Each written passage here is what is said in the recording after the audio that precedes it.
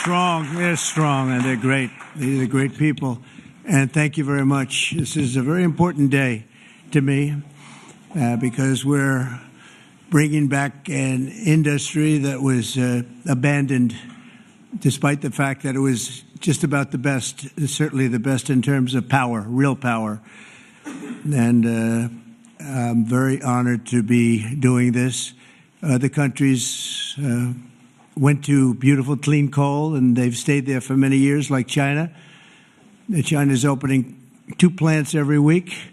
Germany went green, very green. They went so green they almost went out of business. Germany was finished. They went to wind. The wind wasn't blowing too much. And they went to all sorts of other things. You know, the Green New Scam hit Germany too. And guess what? Now they're back to coal. They're opening up coal plants all over Germany. We're the ones that aren't doing it. I call it beautiful, clean coal. I told my people never use the word coal unless you put beautiful, clean before it. Right, Doc? So we call it beautiful, clean coal. Beautiful, clean coal. So today, thank you. Today we're taking historic action to help American workers, miners, families, and consumers. We're ending Joe Biden's war on beautiful, clean coal once and for all. And it wasn't just Biden, it was Obama, and there were others. But we're doing the exact opposite. And all those plants that have been closed are going to be opened. If they're modern enough, or they'll be ripped down and brand new ones will be built. And we're going to put the miners back to work. And I said I was going to do this. And I've said it loud and clear. And it's time to do it, and we need it.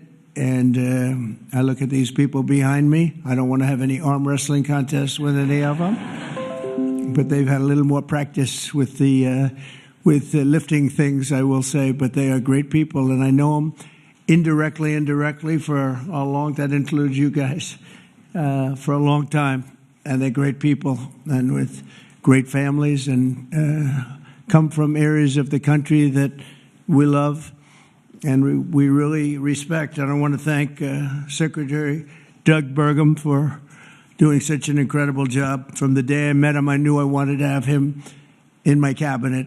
He took a shot at running, and he was so good and so solid that he made no news, and that was good. But I saw him, and I saw his beautiful wife, Catherine, and I said that they're going to be a team. They are a great team, and they're going to be working for this country someday.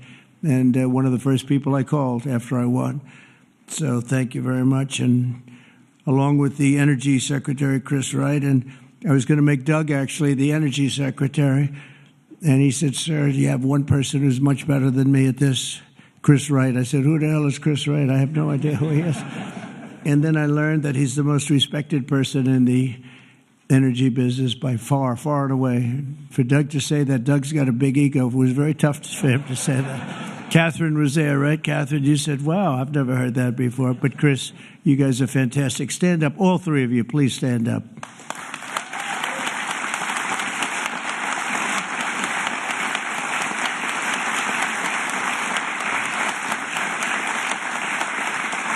Right. That's a great team. It's no better team than that. And they're going to produce energy the likes of which nobody's seen before. You know, we need to do the AI, all of this new technology that's coming online. We need more than double the energy, the electricity that we currently have. You take all of the electricity in the country right now for houses, for buildings, for everything. We need to more than double it to be number one. We're now way ahead of everybody at AI. China's in second place, but way behind. And they're going to be producing a lot of energy and a lot of electricity for this. And so are we, and we're going to get approvals very fast. And I would say the man that's almost comparable to you in terms of the importance to this, maybe he's even more comparable. I hate to tell you, a guy named Lee Zeldin, who's a friend of mine for a long time. He was a great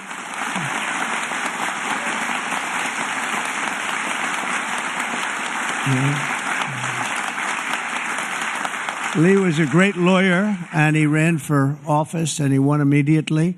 I gave him a very important endorsement. He won for Congress in an area that was unwinnable. He couldn't have, they were all saying, why is he wasting his time? That's Democrat territory. And I liked Lee and knew Lee, and he ended up winning a seat in a massive upset. Nobody knew what happened, actually, and then he was there for a long time. How many years were you there?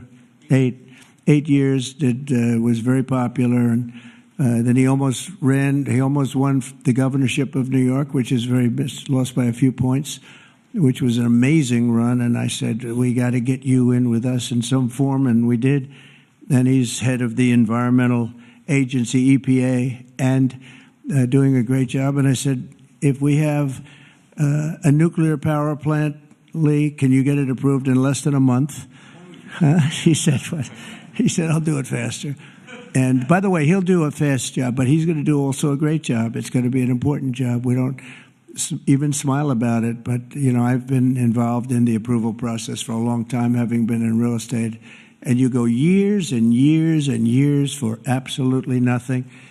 And even in those days, I used to say, you know, this whole thing could have been approved in a week or 2 weeks or 3 weeks, and it would have been just as good. But they'd take you down the path, and you'd spend years waiting, and then sometimes you get rejected. I wasn't rejected too much. I was the king of zoning. I did well, but it was such nonsense. It was so terrible. The process was so terrible. But this is the big leagues now, and he's the head person in the whole country, and I appreciate it, and I appreciate you doing it. And already they're respecting you very greatly. So thank you very much, Lee. Great job.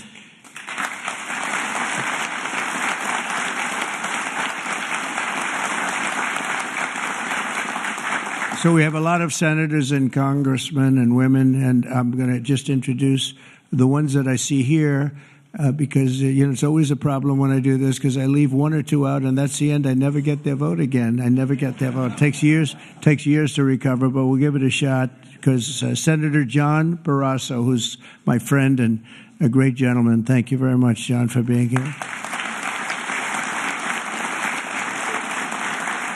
Thank you, John. Cynthia Lummis, fantastic woman who believes like I do. And she believes like I do in these people, right? She believes in them maybe even more than I do. That's pretty good from day one. Thank you, Cynthia. You're doing a fantastic job. Kevin Kramer, my friend. Where is Kevin? Because Kevin, I think he was here because he had a problem, and I just will pay my respects. He wanted to be here so badly, but he had a difficult problem that he's working through, and we all love Kevin. John Hoven. John, thank you very much. Thank you very much. Steve Daines. Thank you, Steve.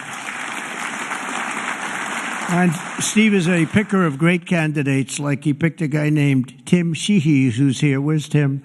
Where is Tim? Thank you, Tim. And Tim Sheehy has turned out to be a wonderful senator, and that was your pick. And we went with it, and you were right.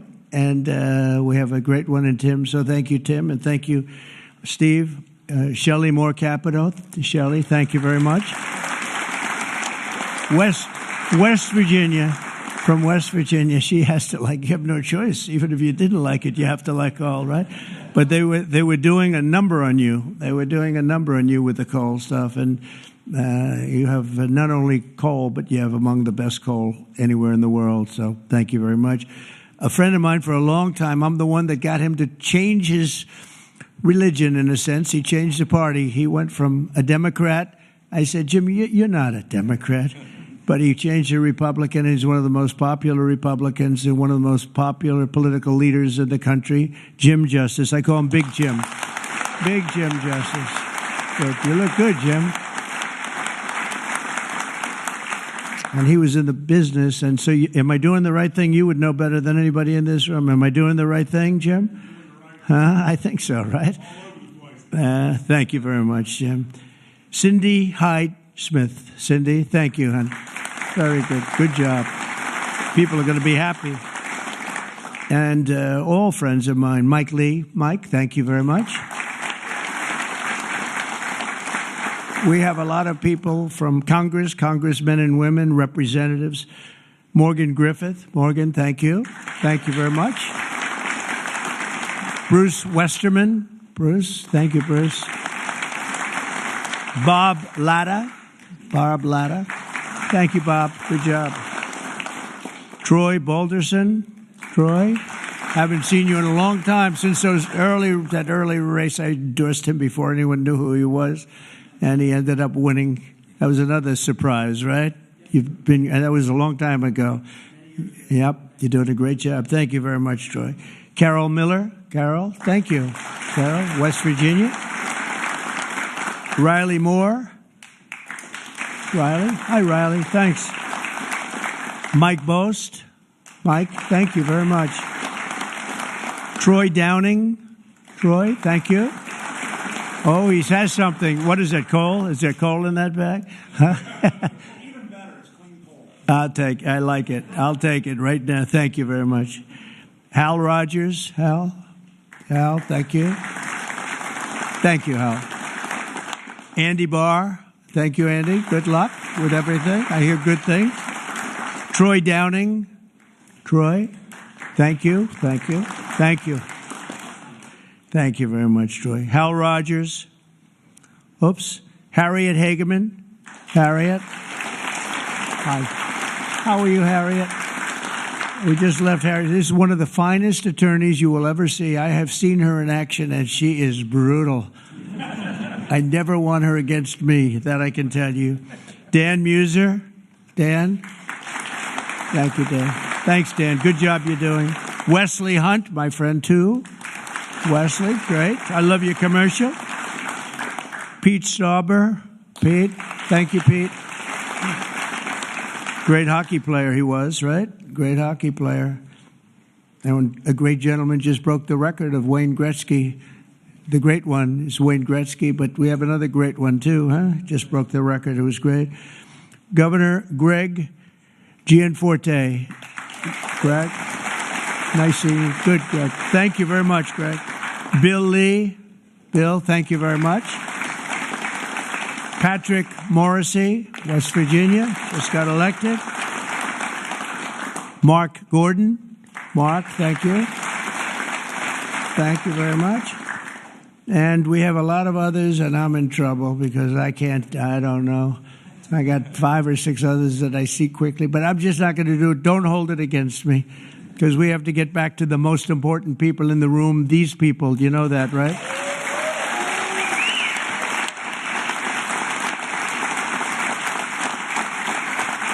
So the energy workers and the coal miners in the area that I'm standing on, and that's a lot of weight on this platform, so I don't know what's going to happen. I hope it's structurally designed for you guys. I don't know. But we have just really well-deserving, great American patriots, and it's such an honor to be here and making such a big move, such a bold move in energy. Because, for years, people would just bemoan this industry and decimate the industry for absolutely no reason, because with modern technology and all of the other things that we do, it's one of the great forms of energy. That's why other countries, leading countries, are using it, some exclusively. For 4 long years, Joe Biden and congressional Democrats tried to abolish the American coal industry. They did everything in their power while he was awake, which wasn't much, shutting down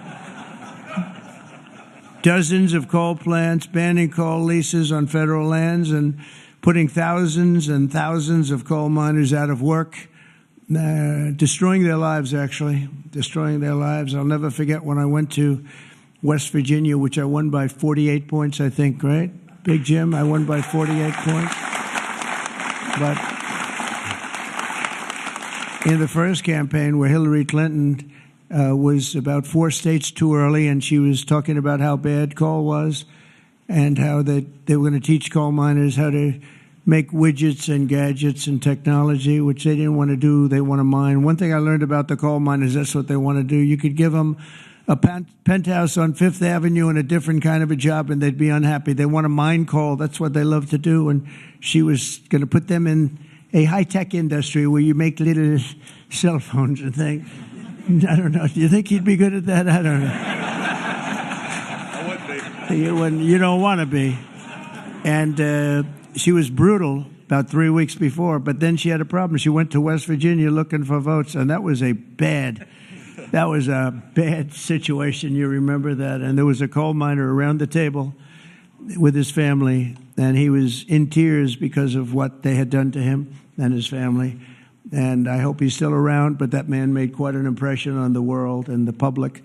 And we ended up winning in a great election, but we ended up winning by a lot. The Democrats' Green New Scam killed jobs and sent prices soaring here in America. But meanwhile, China opened 2 coal plants every single week, and other countries likewise went very strongly back into coal. Some of them never got off. Those are the ones that didn't have the problems. The Biden energy policy was to put America last. We want to be last. We got to be last. Not a good policy. Under my administration, we're putting America first. It's very simple. America's always going to be first. On my first day in office, I terminated the Green New Scam. I declared the national energy emergency and withdrew from the unfair, one-sided, and extremely costly to the United States only Paris Climate Accord.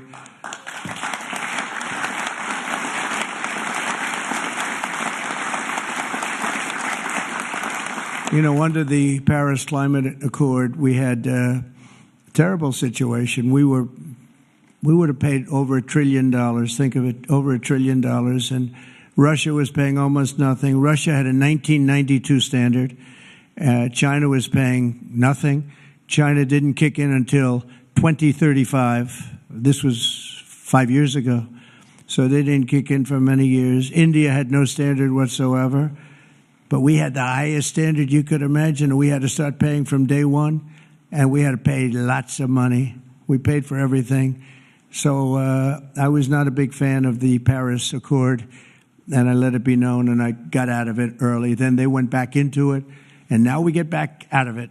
And hopefully we can be there for a long time, okay? A long time, because it was a scam to take money away from the United States and actually hurt us very badly with coal and with other things. Now, under the executive order that I will sign in a few moments, we're slashing unnecessary regulations that targeted the beautiful clean coal.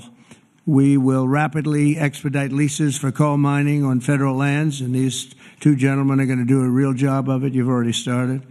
And we'll streamline permitting. We will end the government bias against coal, and we're going to unlock the sweeping authorities of Defense Production Act, the Defense Production Act, to turbocharge coal mining in America. They made it impossible.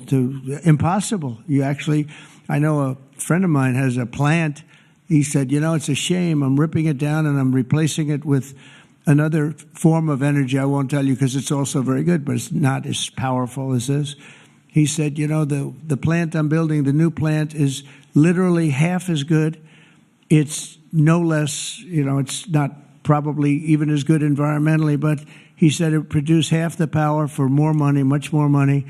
It'll never compete with that beautiful plant I have down the road, which was really a modernized coal plant. Well, he'll be happy to know that he can open that plant up very quickly, and it's going to produce a lot. But he was complaining. He said, this is so much better. He wasn't doing that as politicking me. He was doing that because that's what he felt. And he knew every form of energy. We talked about that. He knew every form of energy. But our government is going to do something that's very different. And I don't think even you two know about this. This was my idea from about 15 minutes before I got up here.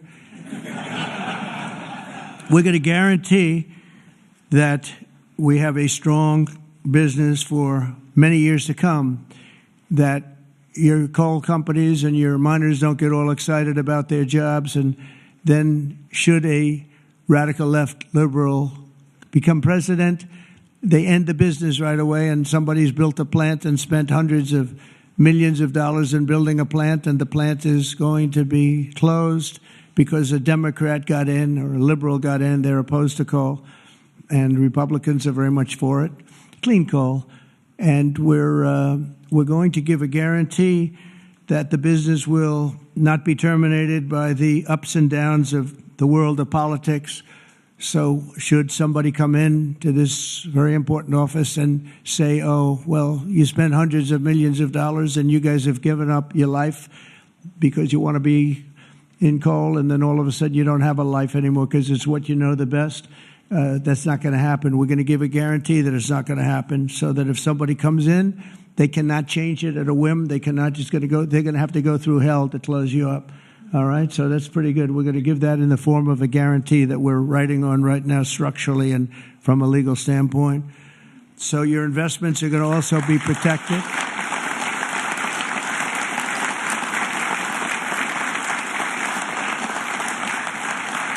And you're going to have no reason to be concerned about your future, your life, or your investment if you're a miner, as this great governor was a miner, actually. He was one of the larger coal miners. He could fit up here very easily, you know, Big Jim. But he was a great success, but they were very, very tough on him. And he did a beautiful job with a beautiful product. Already under our leadership, the Department of Interior has approved the expansion of the Spring Creek mine in Montana, supporting 280 coal mining jobs and unlocking over 40 million tons of coal. And there's more to come. Spring Creek, big one. And there's more to come in the states of Wyoming, Alabama, Utah, North Dakota, and many others. West Virginia, I can't believe they didn't put West Virginia down. It's lucky I mentioned that, right? Can you imagine if I didn't mention West Virginia? I would have been in big trouble. They didn't mark it down here. It's good to have a president like that can pick that up, right? You think Joe Biden would have picked that up? I don't think so. Gee, they didn't mention West Virginia. I don't think so. I don't think he'd be standing up here either.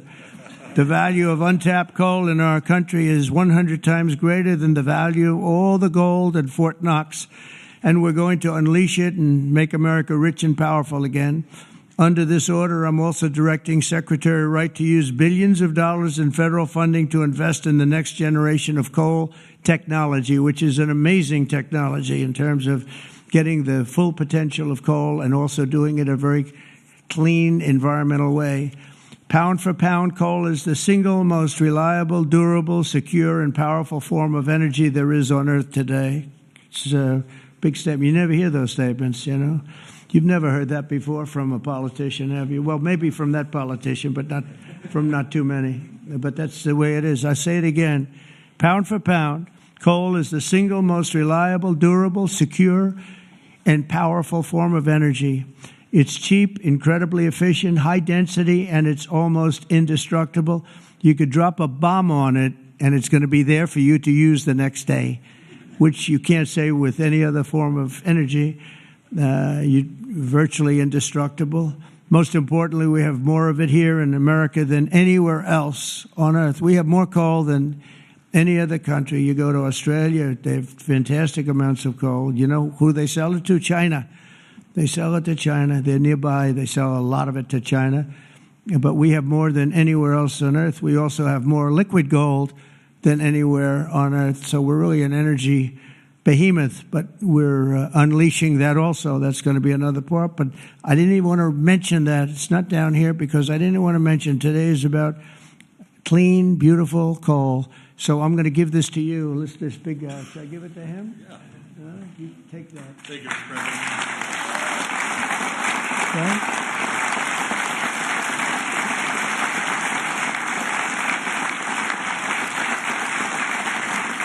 For example, we believe it's possible to extract enormous amounts of critical minerals and rare earths, which you know we need for technology and high technology in the process of coal mining, making in America the mineral superpower of the world, actually. In addition, I'm instructing the Department of Justice to identify and fight every single unconstitutional state or local regulation that's putting our coal miners out of business, and we are withdrawing all of those objections from our government today. It's all being withdrawn. So all of you people that have been fighting for your lives, we are withdrawing all of that today. We have excellent lawyers, excellent. Have you noticed that lots of law firms have been signing up with Trump? $100 million, another $100 million for damages that they've done but they give you $100 million, and then they announce that. But we have done nothing wrong, and I agree, they've done nothing wrong. But what the hell? They give me a lot of money considering they've done nothing wrong. And we'll use some of those people, some of those great firms. They are great firms too. They just had a bad moment, but we're going to use some of those firms to work with you on your leasing and your other things, and they'll do a great job. I think they're going to do a fantastic job. And for those of you that want to know the tariffs, you've been hearing about tariffs, we're taking in almost $2 billion a day in tariffs, $2 billion a day, and we're doing very well.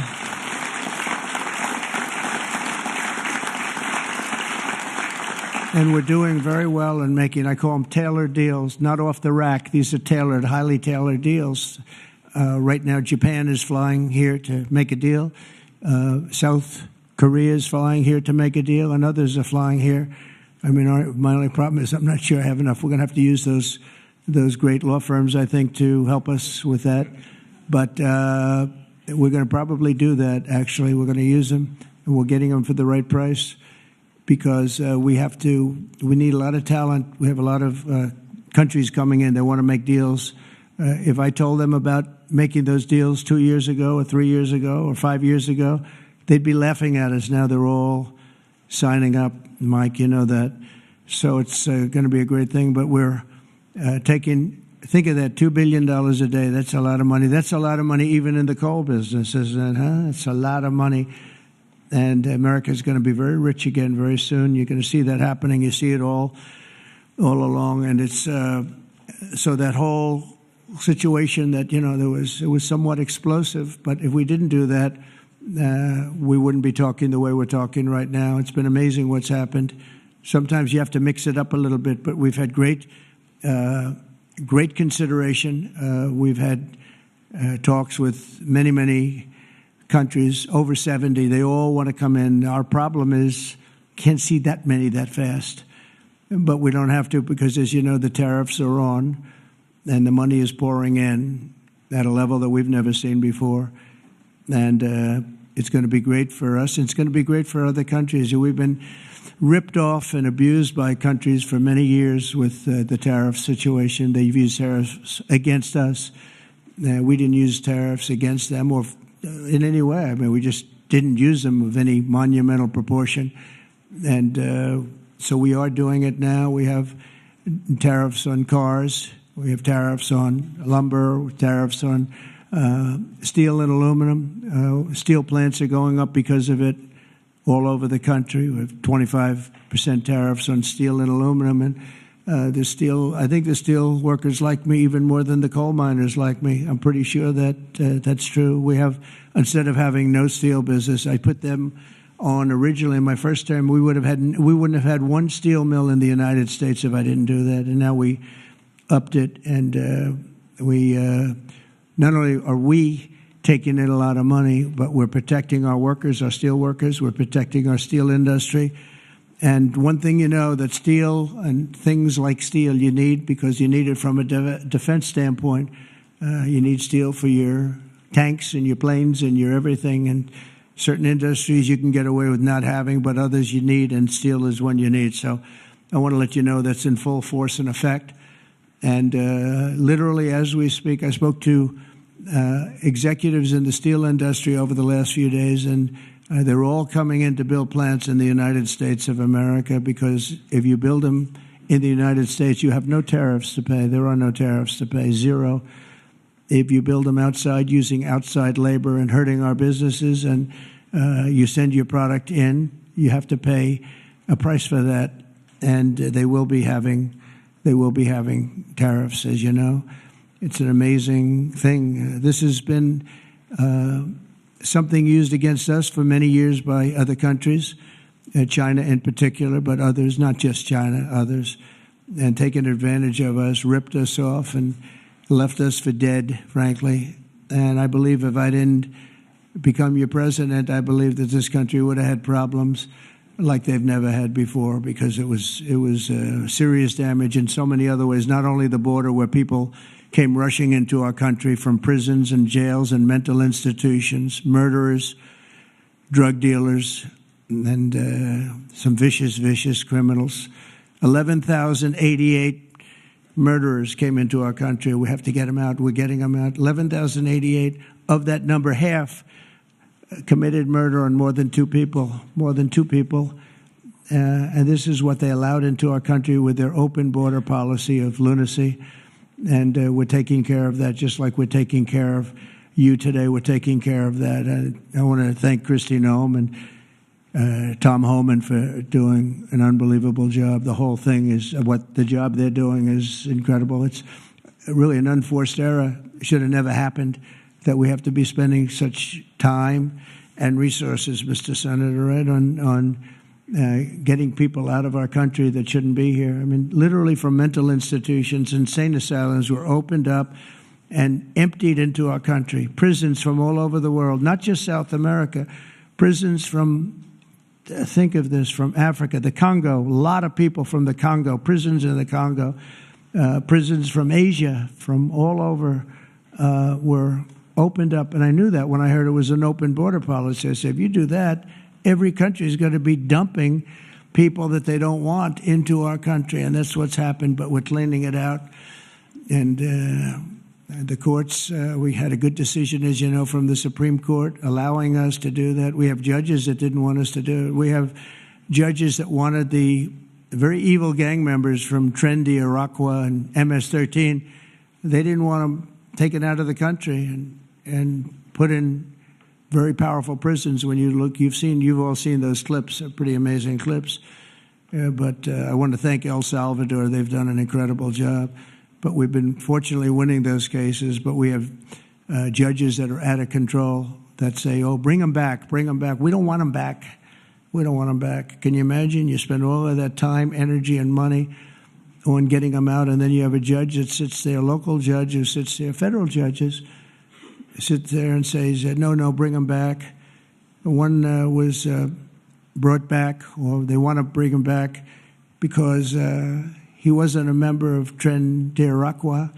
He was a member of MS-13, which is just as bad.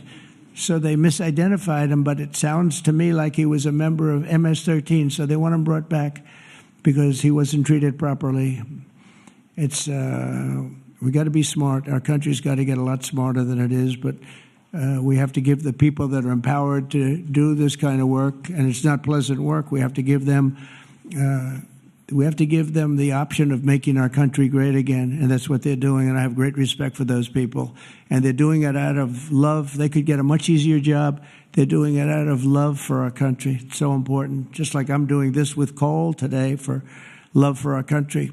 Earlier this afternoon, I signed another executive order to strengthen our electric grid by ensuring that coal-fired power plants are always available to meet surging demand for electricity. Unlike wind and solar, coal plants can run 24 hours a day in rain, sleet, or snow, and you will not be subject to the incredible blackout situation that's taking place in California, where they have blackouts all the time. It's an amazing thing with California. They have blackouts and brownouts at levels that nobody's ever seen before. And all they want to do is keep going the way they're going. And they're doing a very poor job. As you probably heard, I released billions of gallons of water going in from upstate California, from the most northern parts of California. Probably comes in from Canada to a certain extent. Thank you very much, Canada. We appreciate it.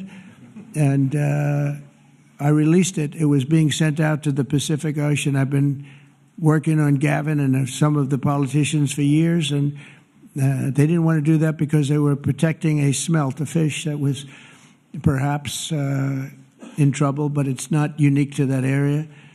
And because of that, you had numbers, you had fires. Nobody's ever seen anything like what happened.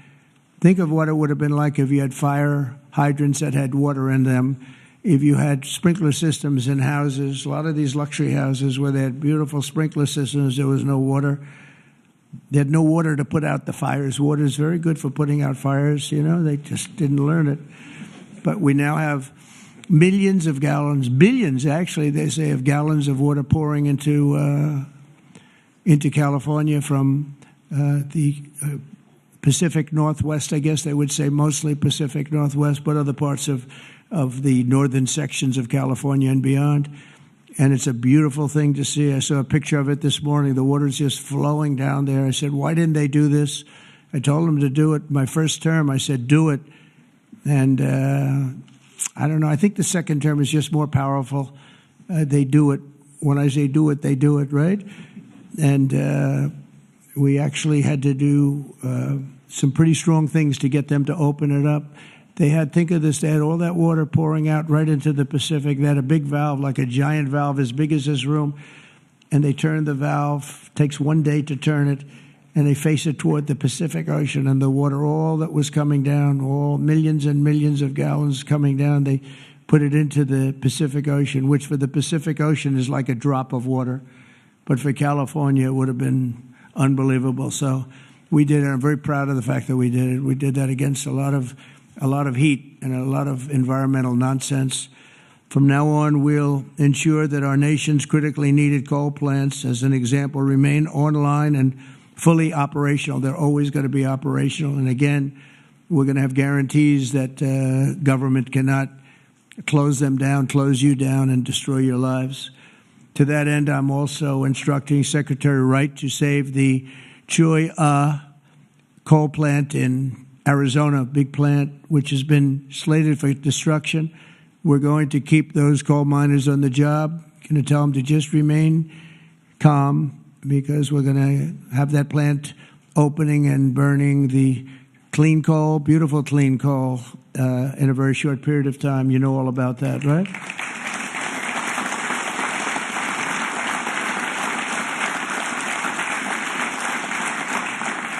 That's a big one. As part of our historic deregulatory efforts this afternoon, I'm also granting immediate relief to 47 companies operating 66 coal plants, very big ones all over the country, recusing and making them available for coal production almost in the immediate future. But we're going to be crushing Biden-era environmental restrictions.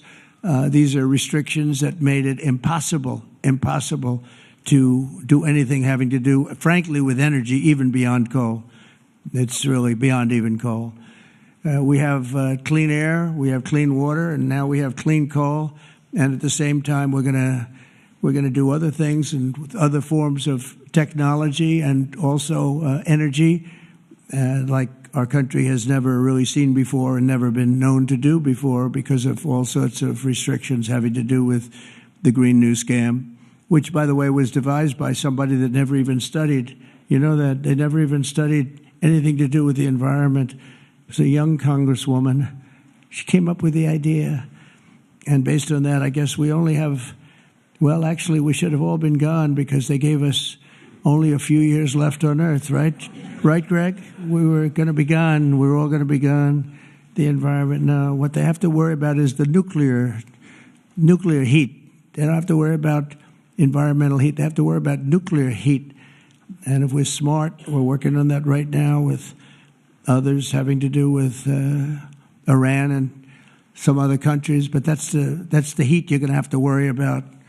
You don't have to worry about the air is getting warmer. The ocean will rise 1/4 of an inch within the next 500 to 600 years, giving you a little bit more waterfront property. They say this is going to... These guys can handle that. The nuclear, we have a bigger problem with, right? So we're going to make sure that that's safe. We're going to make sure that that's safe. With us today are some of the amazing workers who will benefit from these policies, the policies that we're doing and so proud of doing, including Jeff Crow, a miner from West Virginia. Jeff, would you come up and say a few words? Jeff? Come on up here, Jeff.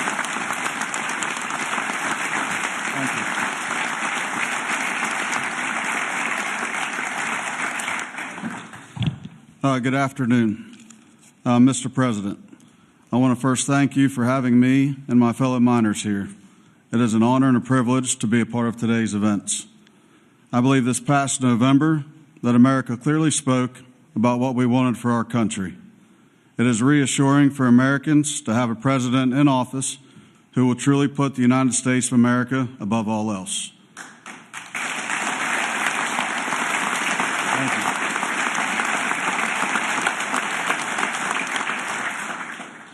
With putting America first, you have spoken numerous times about energy independence. I believe most don't understand the importance of that. Coal is one of the major factors in energy independence and accounts for a large portion of America's energy. Coal is one of the most reliable and cheapest forms of electricity. For too long, coal has been a dirty word that most are afraid to speak about. Most of those that would speak negatively about coal do so from an uneducated standpoint. Many are unaware of the engineering and technology that are used in today's mining to create a clean, energy-efficient product. All of this is done while using the safest practices in the industry. Speaking for West Virginia, coal provides approximately 50,000 jobs for those that work in the mines and the businesses that support them. It also accounts for over 50% of West Virginia's export product. To name a few, we employ engineers, teachers, physical therapists, accountants, truck drivers, high school and college graduates. All of these occupations and graduates have turned to the coal industry to provide a better way of life for them and their families. Everyone in our industry works long hours and days to provide a reliable energy product, and too many times it goes unnoticed. I've personally worked in the industry for 23 years. I choose to do this daily to provide my wife and children with the life that they deserve. Prior administrations have done all they could to eliminate the coal industry. Sorry, one second, I'm getting there. In my opinion, they have done so with an unethical and uneducated approach. But we are still strong, we are still here, and we are still needed in order to make America great again.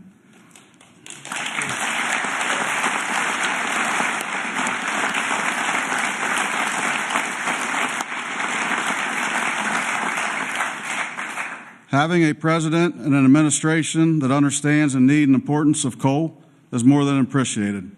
It gives the industry a form of reassurance to know that we have a president in place that supports us.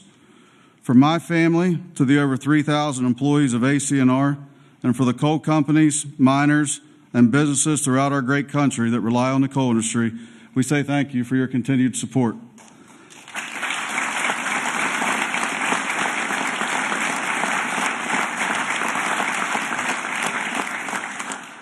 I personally thank you for what you do for our country and for our industry. It has been my pleasure to be here today to help you usher in the golden age of America. That's good. Thank you. Thank you. Thank you. Appreciate that. Thank you.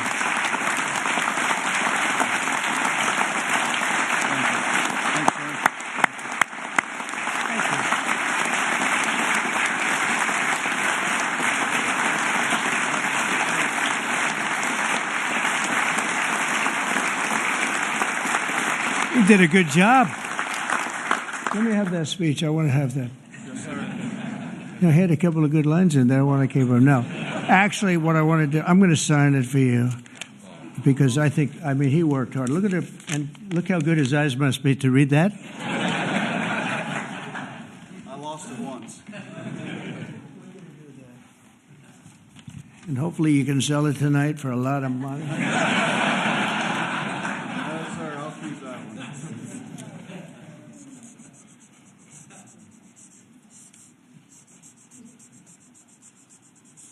That's great. Thank you very much.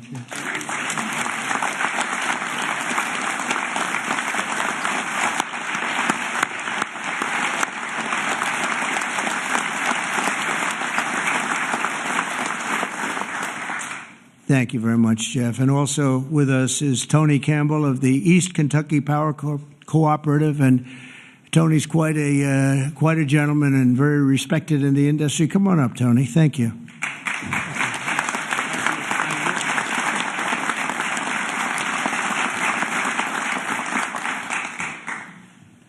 Mr. President, on behalf of East Kentucky Power Cooperative, the National Rural Electric Cooperative Association, and electric cooperatives across this America, thank you for your leadership to restore American energy dominance. Electric co-ops keep the lights on for 42 million Americans across 56% of the land mass. We are owned by the communities and businesses we serve and provide electricity to growing communities, new data centers, and manufacturing plants. Mr. President, electric co-ops are powering America, and we are proud to partner with you and your administration to power America into the future.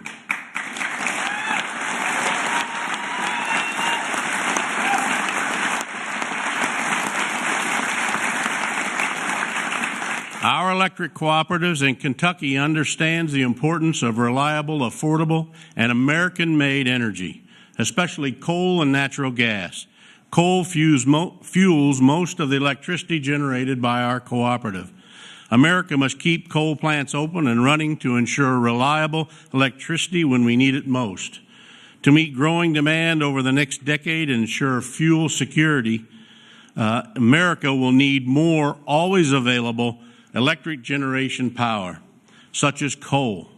And we want to recognize the hardworking American men, women that support our mission. To all America's line workers, our coal miners, thank you for your dedicated service to our country.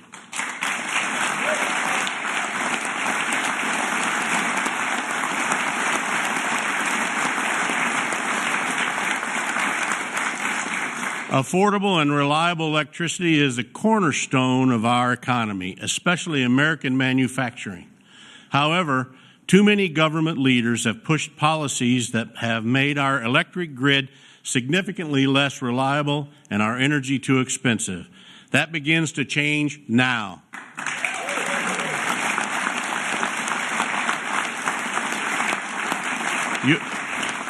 Your actions today will prevent the premature closing of essential power plants and help us meet tomorrow's energy needs. And they will help us continue to deliver reliable, safe, and affordable electricity. Mr. President, thank you in particular for providing immediate, much-needed relief from the Biden EPA regulations that would force the shutdown of critical coal units.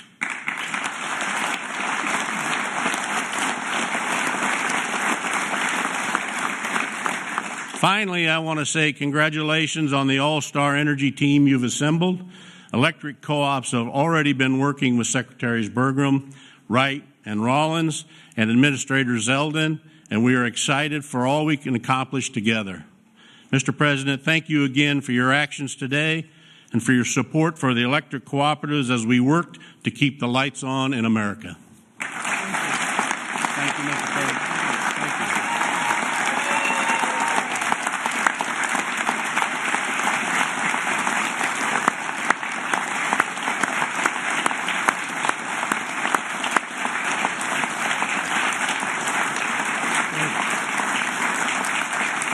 Thank you, Tony. Thank you very much, Tony. Appreciate it. Every day under the Trump administration, we will continue to lower costs for American families, create jobs for American workers, and very importantly, unlock unlimited amounts of affordable American energy, including, as I said, and I'll say for the last time, beautiful, clean coal. Our country is blessed.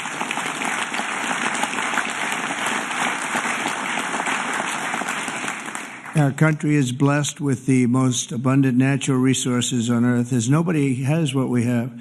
And we're going to use it, too. We're going to use it in a very responsible way.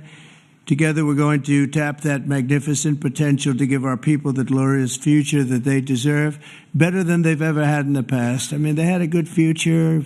If you look 20 years ago, they thought they had a good future, and it was ripped away from them, torn away from them with nonsense.